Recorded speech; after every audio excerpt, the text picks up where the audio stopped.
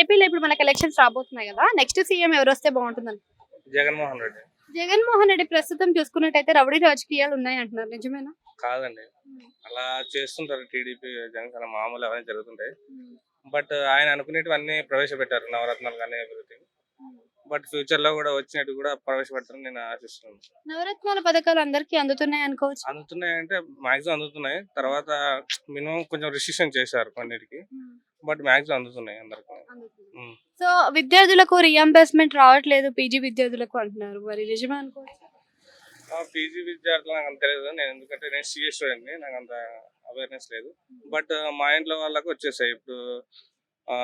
ఇప్పుడు మా మా మా నాన్న ఫార్మర్ కాబట్టి మా నాన్నకు అవన్నీ రైతు బంధు అవన్నీ మాక్సిమం వచ్చేసాయి.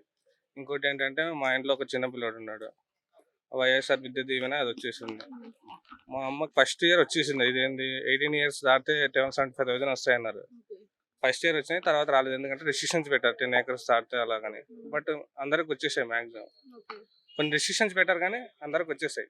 సో చాలా మంది ఇప్పుడు చూసుకున్నట్టయితే షర్మిల వ్యతిరేకత చూపిస్తుంది కదా జగన్మోహన్ రెడ్డి మీద, సో అదే పార్టీ మీద ఎఫెక్ట్ అయ్యే ఛాన్స్ ఉంది అనుకోవచ్చు.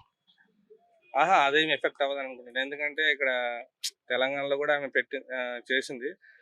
బట్ లాస్ట్కి ఏమైందంటే నేను ఆమె ఎలక్షన్ లో పోటీ చేయలేదు, కాంగ్రెస్ సపోర్ట్ చేసింది. మేబీ లాస్ట్ మూమెంట్ లో మేబీ చేంజ్ అవ్వచ్చు. సో మొదట వాళ్ళ అన్న ఎక్కడి నుంచి స్టార్ట్ చేశాడో ఇప్పుడు తను కూడా అక్కడ నుంచి పులివెందుల నుంచి పోటీ చేస్తాను అంటుంది. సో పులివెందుల నుంచి పోటీ చేస్తే వైసీపీ ఏమైతే ఓట్లు ఉంటాయో చీల్తాయి అనుకోవచ్చు. కొంచెం మేబీ చీలొచ్చేమో, బట్ అంత ఇంపాక్ట్ ఏమి ఉండదు అనుకుంటున్నాను. జగన్మోహన్ రెడ్డి గారు చాలా ధైర్యంగా వై నాట్ 175 అంటున్నారు. 175 కి 175 వచ్చే అవకాశం ఉందా?